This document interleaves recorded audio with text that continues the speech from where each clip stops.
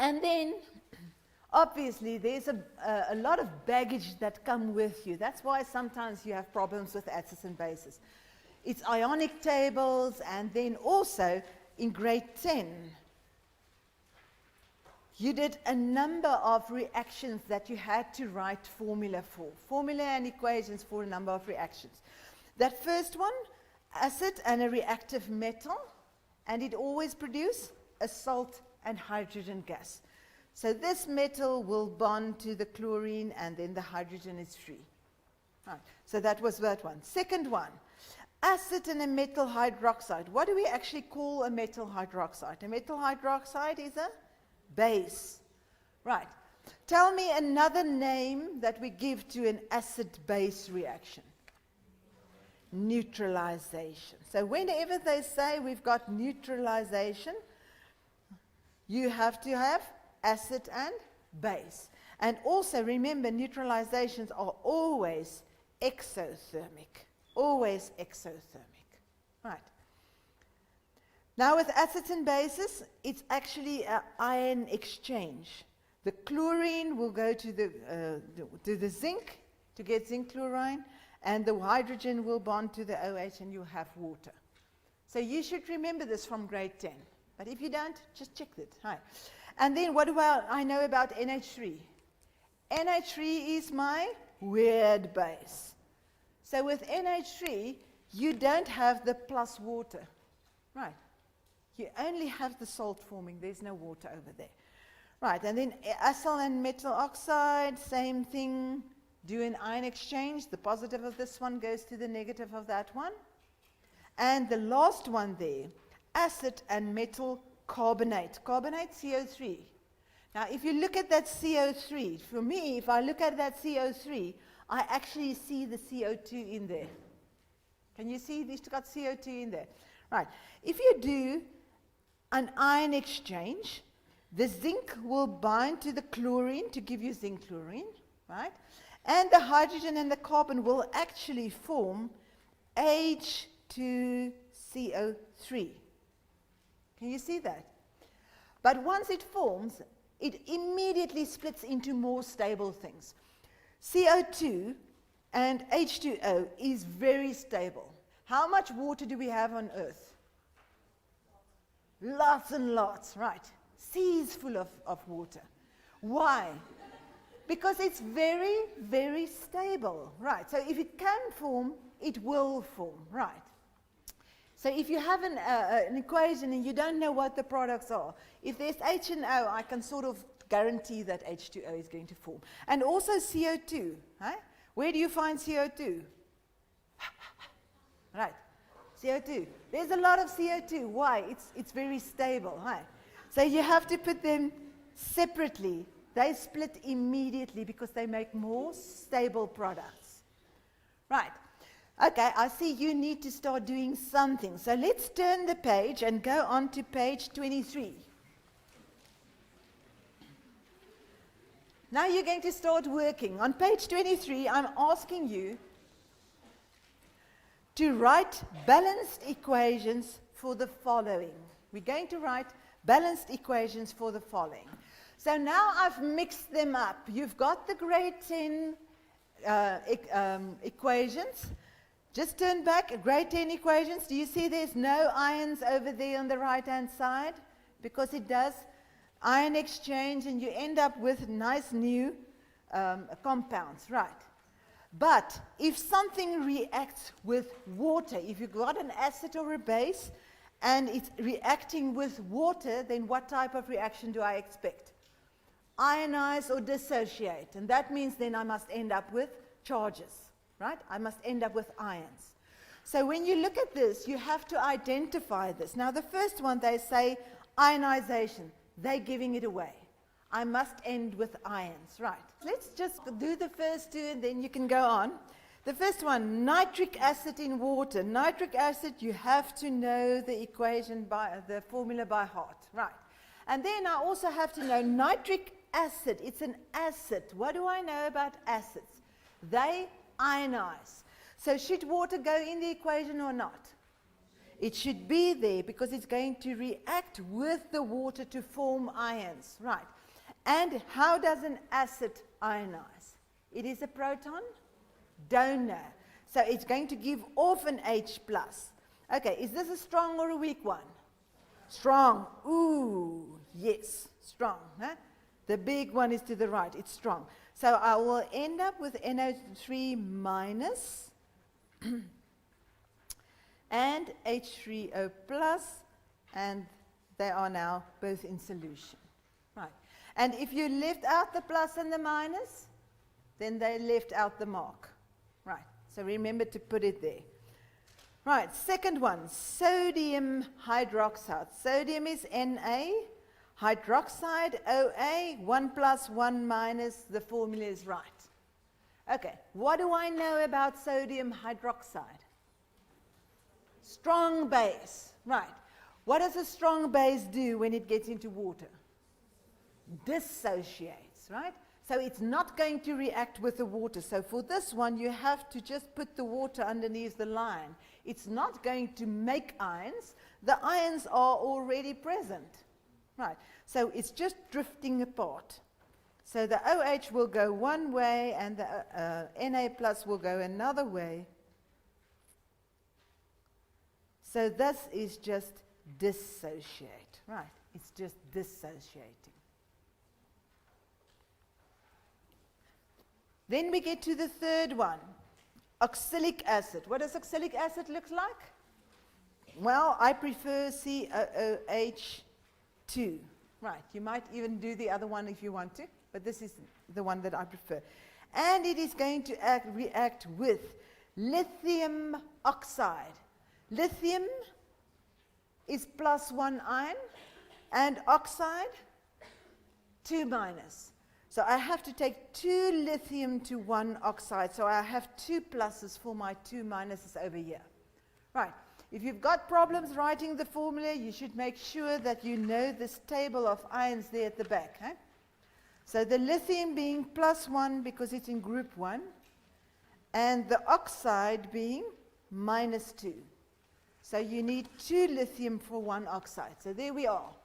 Now, is this ionization, dissociation, ion exchange? Ion exchange, right. So what we will have is you've got an acid and a metal oxide. If you want to turn one back, acid and a metal oxide, what do I expect? Salt and water. Okay, so let's make a salt and water.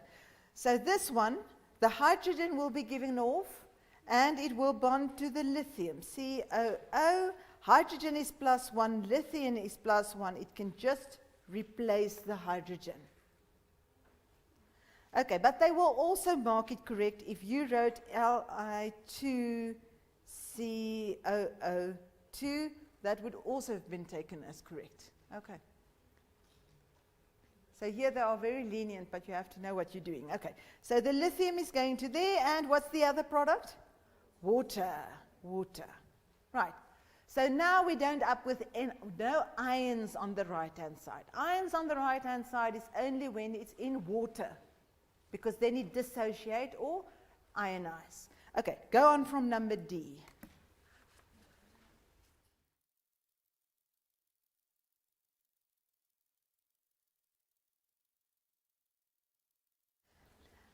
We number D, ammonia and water. Ammonia, the moment that you hear ammonia, you have little bells ringing, eh? This is the strange one, it does different things. Okay, so if that one is a base, what type of base? This is our covalent base, eh? And it's a weak one. If it's a covalent one, because it's non-metals, it will do the weird thing, it will ionize. So this is the only base that ionize. And it means I have to put the water into my equation, right? And what happens? Now, how does a base ionize? A base is a proton acceptor. So the H plus is going to be donated to this one. So it's going to become NH4 plus in solution, and you will have OH minus in solution. Right. Next one, sulfuric acid. H2SO4.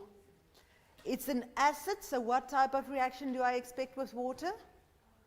It will ionize, right. So I have to put the water into my equation. Right, now, if we look at H2SO4, can you see there's 2 hydrogens? It can give off 2 hydrogens. What do we call an acid that can give off 2 hydrogens? Diprotic, yes, diprotic.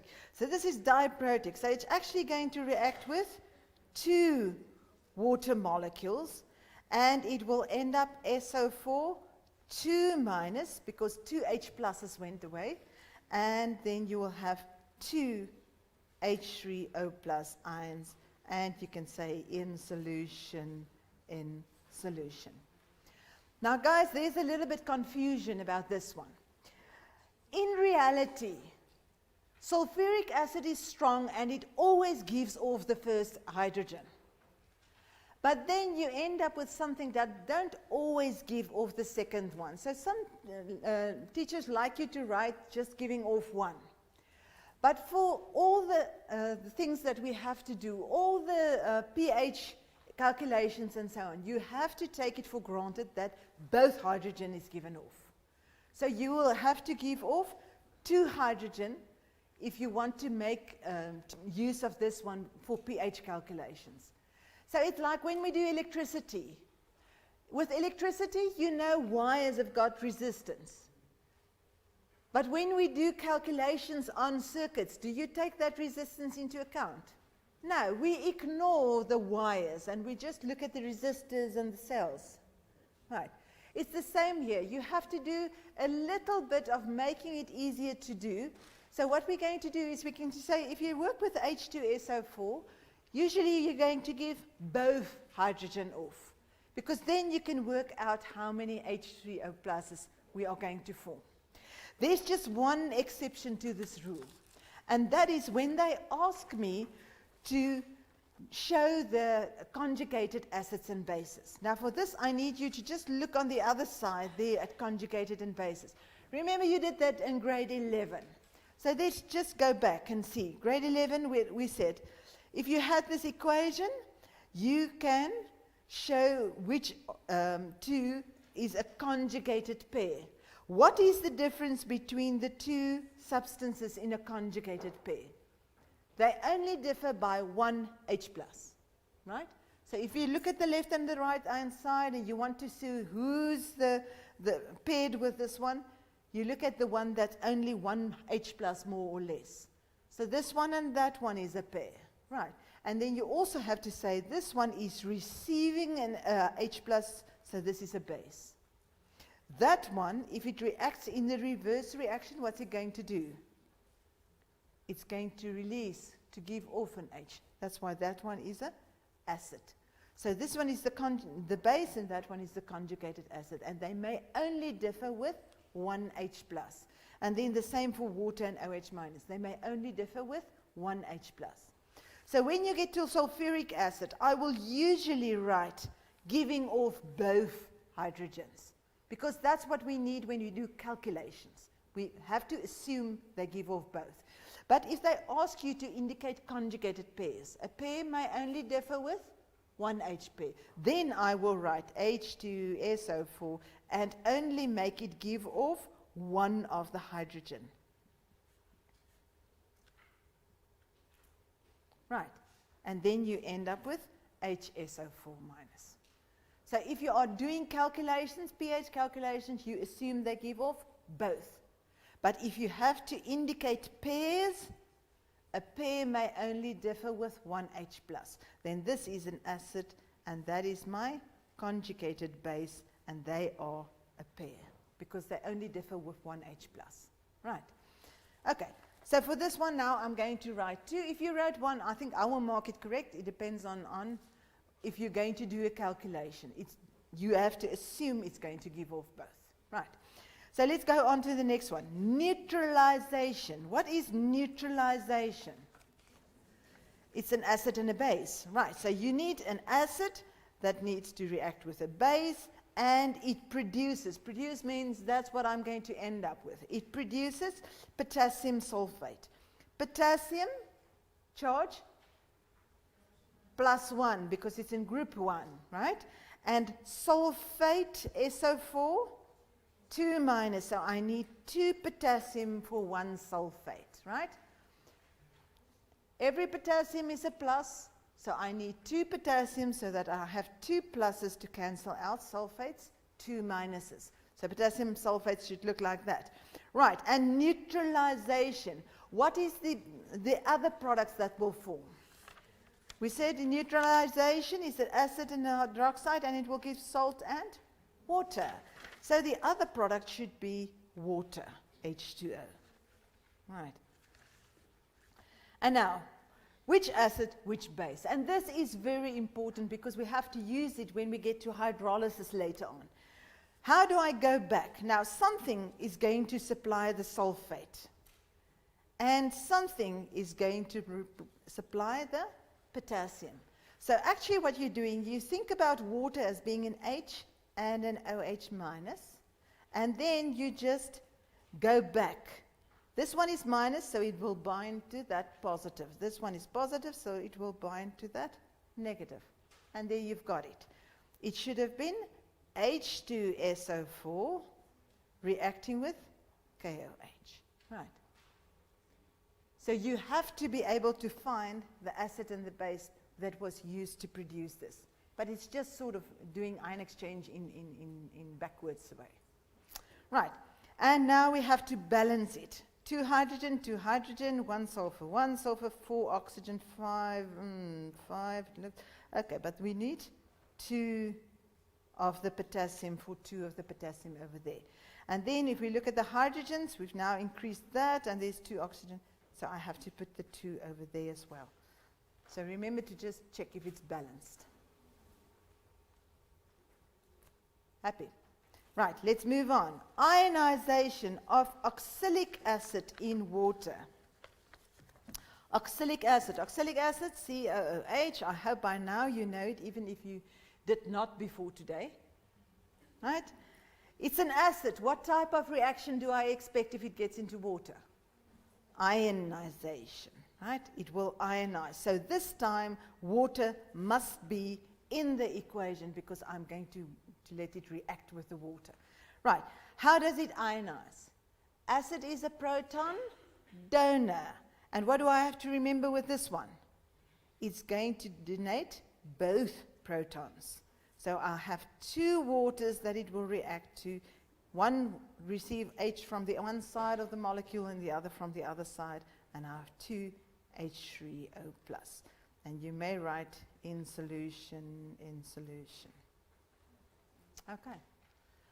It would have been fine if you chose to do the other one, the H2C2O4, and you had the C2O4 2 minus. Also correct.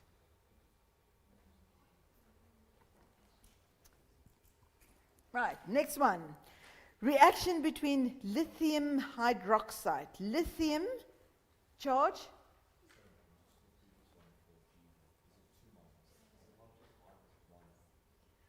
Now it is 2 minus because 2 H plus left. Right. 1 H plus from the one side and 1 from the other. Remember that 2 means you've got 2 of these and each one is losing a H. Right. Good one. Everyone all right?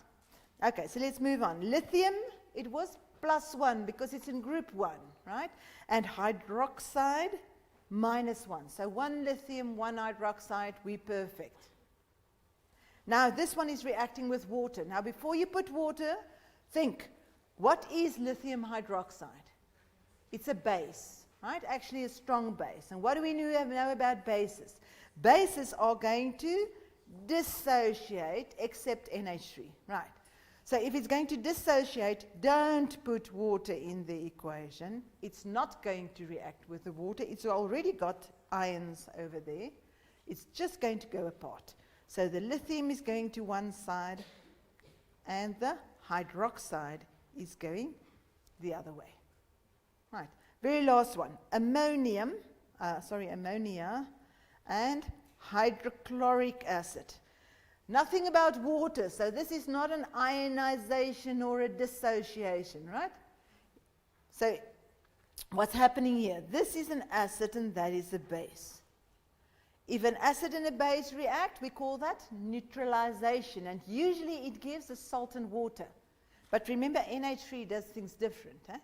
So in this instance, this is the base, that is an acid. What a proton is the acid is a proton donor, base is a proton acceptor. So you're going to have a proton donated and accepted. And then you will end up with NH4 plus and Cl minus, or you may even put them together to give you NaCl. Right.